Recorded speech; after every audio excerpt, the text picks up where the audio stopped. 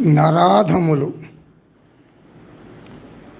చాలామంది మానవ జన్మ పొంది ధర్మ అర్థ కామ మోక్షాలు సాధించకుండా హాయిగా జాలీగా లూజ్గా సౌఖ్యాలు అనుభవిస్తూ జీవితం గడిపేస్తారు.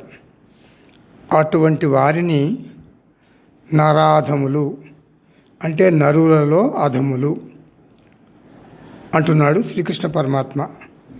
ఎందుకు అంటున్నాడు? ఉత్తమమైన మానవ జన్మను ఎత్తి అధమమైన కోరికలు కోరుతున్నారు.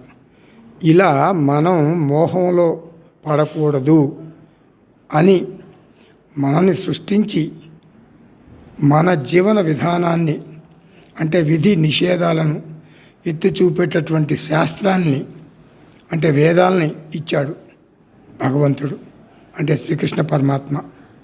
దాన్ని సరిగా అర్థం చేసుకోవటానికి మనకు గురువులను కూడా ఇచ్చాడు.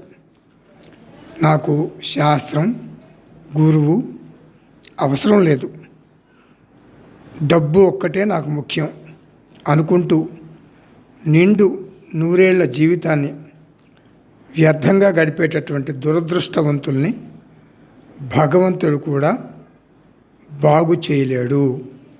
వారు నరాధములు.